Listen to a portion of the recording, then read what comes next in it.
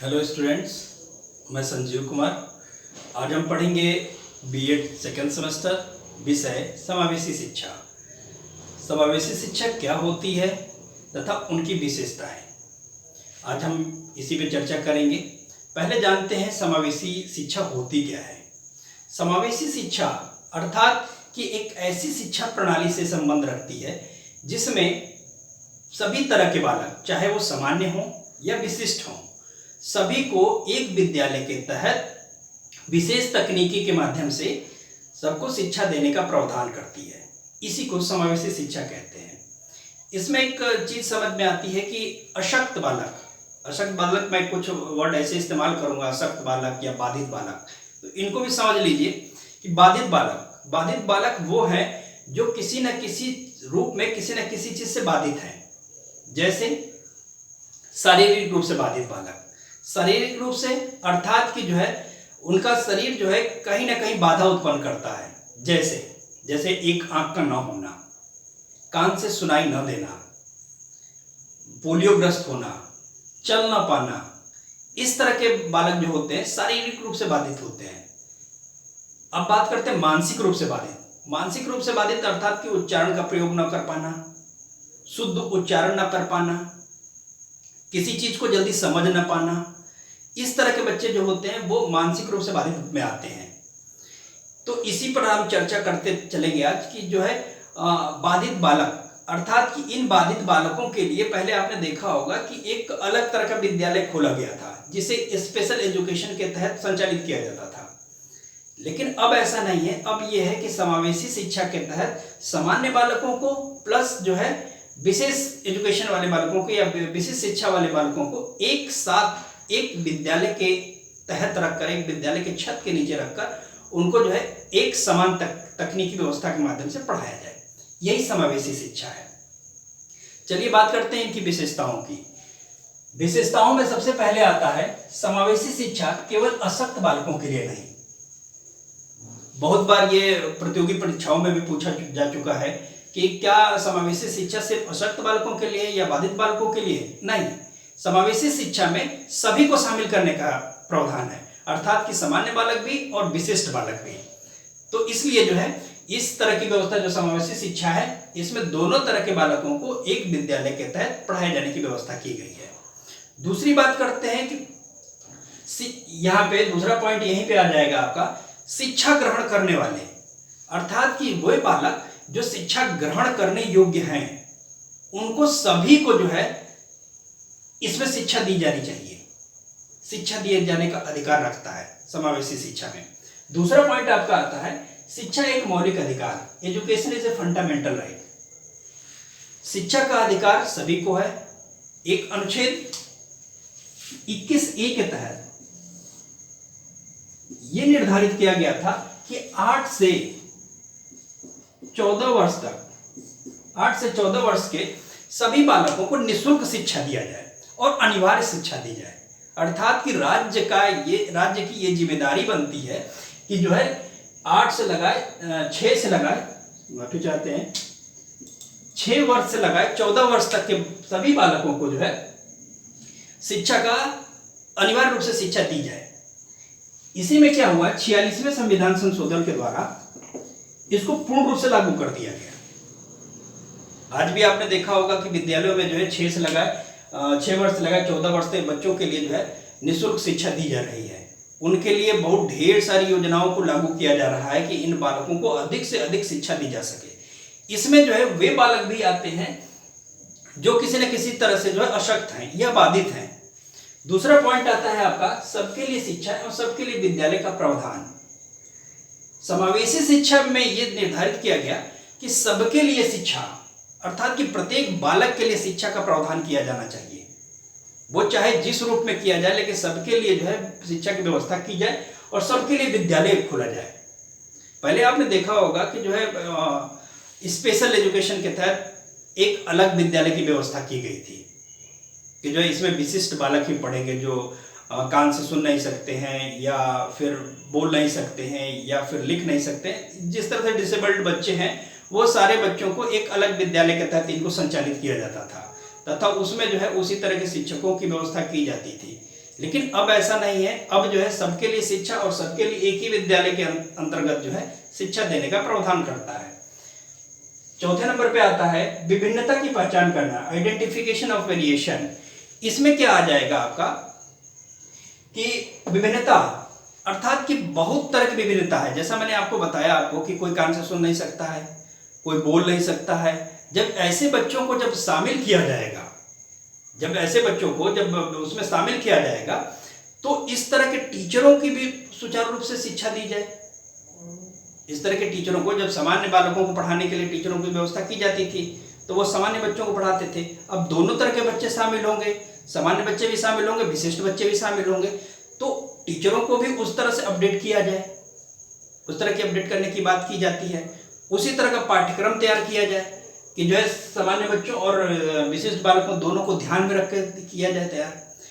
अब बात करते हैं विभिन्नता क्या है।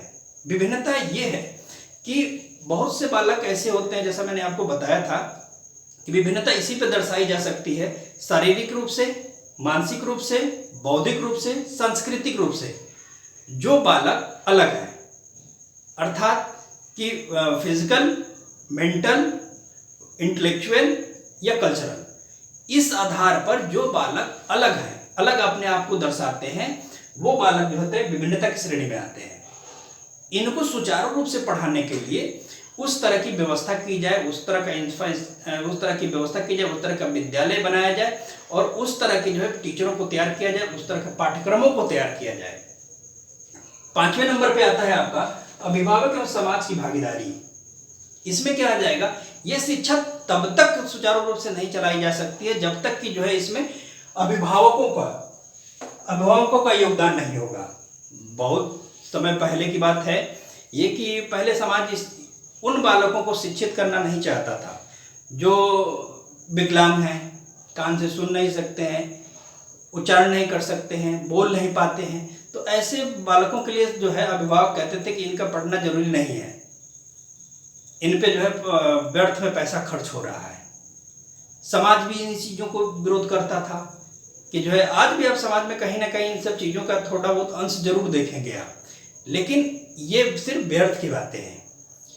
अभिभावक को भी इसमें सहयोग देना चाहिए कि अगर हमारी सरकार हमारी तरह की शिक्षा व्यवस्था जो है जब इसको सुचारू रूप से चला रही है, सबको जब शिक्षा दे रही है, तो इसमें उनको शामिल किया जाए। तो इसलिए जो है अभिभावकों और समाज की भागीदारी भी बहुत आवश्यक या मायने रखती है। 6ठे नंबर पे है आपका सामान्य तथा विशिष्ट शिक्षा में निकट संबंध। सामान्य तथा विशिष्ट शिक्षा में निकट संबंध। अब बात करते हैं सामान्य शिक्षा। सामान्य शिक्षा 3 रूपों में दी जाती है। 3 रूप कौन कौन से हैं? औपचारिक शिक्षा, अनौपचारिक शिक्षा और निरौपचारिक शिक्षा। फॉर्मल एजुकेशन, इनफॉर्मल एजुकेशन और नॉन फॉर्मल एजुकेशन। तीनों में अंतर मैं बताता हूँ, थोड़ा थोड़ा मैं बताते चलता हूँ आपको। फॉर्मल एजुकेशन अर्थात कि ये शिक्षा जो है विद्यालय के तहत दी जाती है, एक निश्चित जगह, निश्चित समय पर और निश्चित स्थान पर दी जाती है, इसे औपचारिक शिक्षा कहते हैं। अनौपचारिक शिक्षा अर्थात कि ऐसी शिक्षा जो है जो कहीं से भी ली जा सकती है, जैसे न्यूज़पेपर से ली जाती है, पत्रिकाओं से ली जाती है, लाइब्रेरी से ली जाती है। इसके रिसोर्सेज अलग अलग हो सकते हैं। ये शिक्षा कहीं से भी ली जा सकती है, पेरेंट्स से ली जा सकती है, समाज से ली जा सकती है। जो हम शिक्षा नहीं ग्रहण करना चाहते हैं वो भी ग्रहण करते हैं, वो अनौपचारिक शिक्षा में आता है। नॉन फॉर्मल एजुकेशन, निरौपचारिक शिक्षा, इसमें क्या आता है कि निरौपचारिक शिक्षा में दूरस्थ शिक्षा आ जाती है, डिस्टेंस एजुकेशन जिसको कहते हैं। अब इंटरनेट के माध्यम से भी क्लासेस चल रही हैं, वीडियो के माध्यम से भी बच्चा सीख रहा है, तो ये जो है निरौपचारिक शिक्षा में आ जाती है। तो यहाँ तीनों शिक्षाओं को समझाने का तात्पर्य सिर्फ मेरा यही है कि इन बालकों को जब इसमें शामिल किया जाए तो तीनों तरह की शिक्षाएं इनको भी दी जाए, कि जो है तीनों तरह की शिक्षाओं की व्यवस्था की जाए, कि जो है तीनों तरह की शिक्षाएं जो है इन बालकों के लिए भी आवश्यक है। वो जो भी तकनीकी माध्यम कुछ भी हो सकता है, किसी भी माध्यम से इनको समान रूप से शिक्षा दी जाए। आता है 7वें नंबर पे समावेशी शिक्षा पृथकीकरण का विरोधी है। समावेशी शिक्षा यह नहीं चाहती कि एक अलग विद्यालय उन डिसेबल्ड चाइल्ड के लिए खोला जाए। अर्थात कि उनको जो है इसी में शामिल किया जाए और इसी में जो है उनको पढ़ाया जाए, सबके लिए एक ही शिक्षा की व्यवस्था की जाए, सबको जो है एक ही तरह का एक ही पाठ्यक्रम से पढ़ाया जाए। तथा इसमें यह भी देखने को मिलता है जब समावेशी शिक्षा पृथकीकरण का विरोध करती है, अर्थात कि जब वो बालक अलग हो जाते हैं, जब मान के चलिए कि दोनों बालकों को अलग अलग एजुकेशन दी जा रही है, ये स्पेशल बच्चा है, ये सामान्य बच्चा है, तो सामान्य बच्चा उनसे निकट नहीं बन पाता है, अर्थात कि जो है उनसे निकटता नहीं हो पाती है, वो उनसे एक दुराव उत्पन्न होता है कि जो है ये तो विकलांग बच्चा है। अगर मान के चलिए एक क्लास में अगर 60 बच्चे बैठे हुए हैं तो 60 बच्चे जो होते हैं एक दूसरे की मदद करते हैं और एक दूसरे की मदद करके वो एक दूसरे से सीखते हैं और एक दूसरे की अगर कोई समस्या आती है तो उसको सॉल्व करते हैं। जब वो बच्चा उसमें शामिल ही नहीं हुआ तो वो तो अलग होगा ही। अगर वही चीज़ शामिल हो जाता है, वही बच्चा अगर किसी क्लास में शामिल हो जाता है तो वो बच्चे भी उसको एडजस्ट करने की कोशिश करेंगे कि इसको भी जो है हम सहायता करें, इसको जो चीज़ नहीं आ रही है उसको समझाने का प्रयास करें, अर्थात कि वो डिसेबिलिटीज जो उस बच्चे के अंदर है उसको सामान्य बच्चा भी एक्सेप्ट करता है कि मेरा मित्र जो है इस तरह के डिसेबिलिटीज लेके क्लास में है। तो यहाँ पे ये समावेशी शिक्षा पृथकीकरण का विरोध करती है कि दोनों के लिए अलग अलग विद्यालय का प्रावधान नहीं किया जाना चाहिए। 8वें नंबर पे है शिक्षा का समान अवसर, इक्वल एजुकेशन, अर्थात कि सभी को जो है शिक्षा का समान अवसर दिया जाए। जैसा मैंने आपको बताया था कि जो अनुच्छेद 21A के तहत संविधान ये कहता है कि सबको जो है शिक्षा का समान अवसर दिया जाना चाहिए और शिक्षा का प्रारूप सामान्य होना चाहिए। इसमें जो है क्या आ जाएगा कि शिक्षा का समान अवसर में जो है सबको इक्वल, अर्थात कि सबको बराबर समझा जाए, न किसी तरह का कोई डिसेबल्ड है। उस क्लास में अगर कोई टीचर खड़ा है तो वो सबको सामान्य रूप से समझेगा। हाँ, वो एक अलग की चीज़ है कि उन बालकों पर अधिक ध्यान देगा जो किसी न किसी चीज़ से बाधित है। और इसमें यह भी देखा जाता है कि अगर सबको सामान्य रूप से शिक्षा दी जा रही है तो बच्चा जो है आगे चल के जो है इस समाज से लड़ सकता है, इस समाज में जो है वो समाहित हो सकता है। नेक्स्ट देखते हैं उपयुक्त वातावरण, सुटेबल इन्वायरमेंट। इसमें आपको ये देखने को मिलेगा कि उपयुक्त वातावरण, कि इसमें बच्चा जब आके सभी बच्चों के साथ शामिल होता है तो इसमें इन्वायरमेंट उसको मिलता है, वो उसके अंदर भी एक आत्मविश्वास जागता है कि मैं अन्य बालकों से अलग नहीं हूँ, अलग भी हूँ तो मुझे समाज एक्सेप्ट कर रहा है। सबसे बड़ी समस्या तो यहाँ यही है कि समाज उसको एक्सेप्ट नहीं करता है। यहाँ के सामान्य बालक उसको एक्सेप्ट नहीं करते हैं, वो सोचते हैं कि ये बालक हम लोगों से अलग है। जब उनके साथ शामिल किया जाएगा, जब उनके साथ वो बच्चा पढ़ेगा तो उसको जो है एक अलग तरह का उत्साह शामिल होगा, एक अलग तरह का आत्मविश्वास शामिल होगा कि मैं भी इनके साथ पढ़ सकता हूँ।